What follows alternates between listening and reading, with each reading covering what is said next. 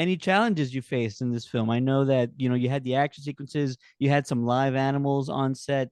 Any challenges that sort of you faced along the way? No, weather, live animals, all easy. I'm kidding. No, children, water, and animals. Don't do any of those three.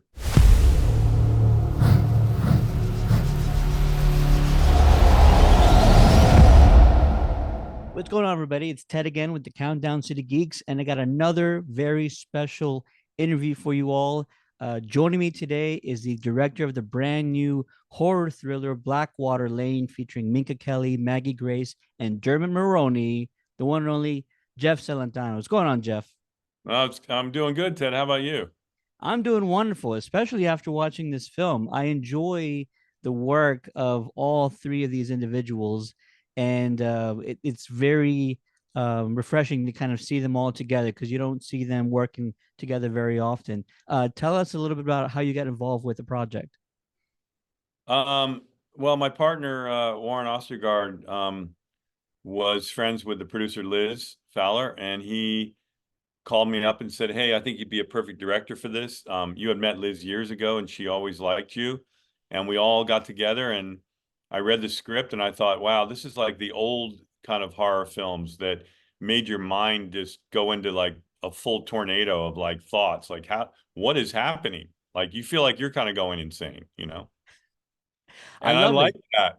And then the twist at the end blew me away a little bit, and I was like, wow, this could be something. And so I was on board. And then obviously when we decided on London, or not London but England, in the countryside of England, I was really excited because I thought this movie can only get better with these great locations. I was actually going to bring that up. You have this wonderful location that the movie primarily takes place. This little cottage surrounded by a pond. It's gorgeous. Wait, Little Cottage. Well, I you were correct about that. It's probably about a what 3-4 thousand square foot home uh maybe. I think it's 8,000 square foot. Oh my gosh, I can't tell, but No, you it can't, because you know what? You're right. Um, Funny, you brought up a really good point. So when we scouted this house, I haven't told this story before. I was going down the road with my team of my AD and my DP and my wife, and I got down the road and I said, "Turn around." They said, "What?" I said, "Turn around. Let's get out of here." Jeff, you know how it is. You got to look at the location. You might be missing something. I go, "I'm not missing anything. There's a palace sitting in front of us.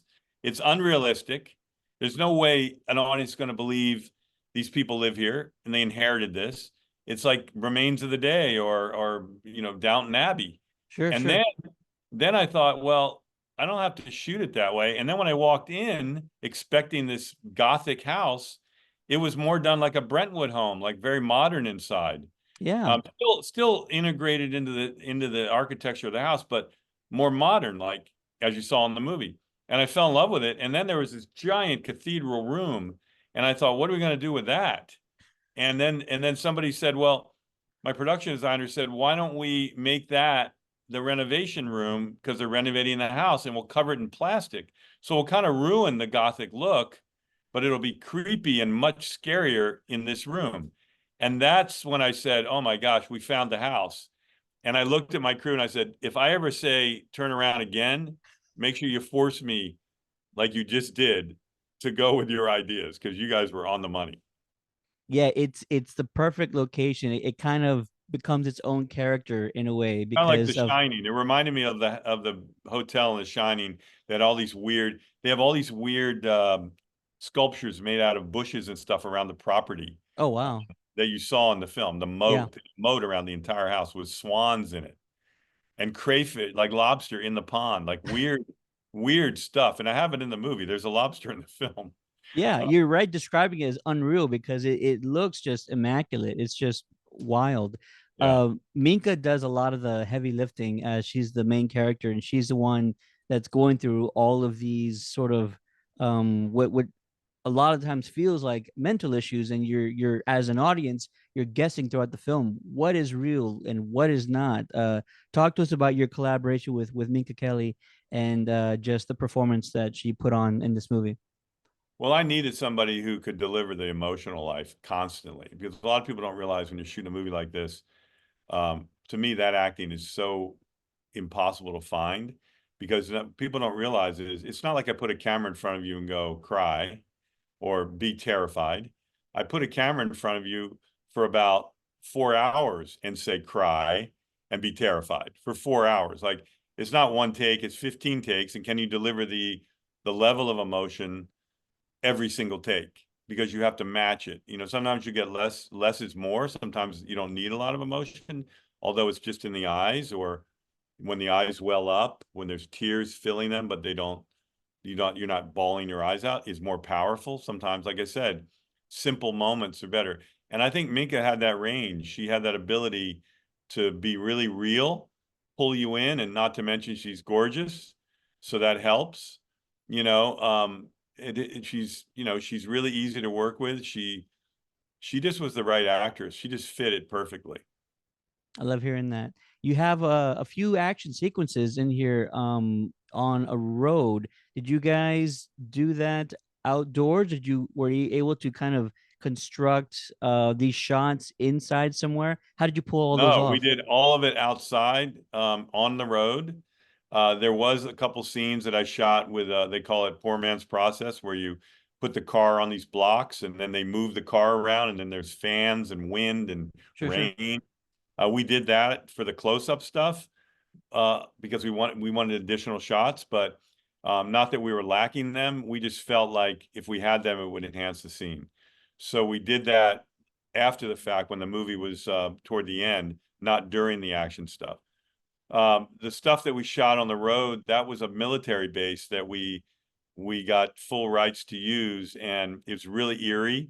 There's these weird deer out there that look like there's something out of a horror movie. They have weird horns and these weird breathing things, and I can't remember the name of them right now, but they look like big rats, and they were standing all over in herds. And I was like, I Wow. wish I could get them in the film. They'll never stand still, but but anyway, that's where we did it.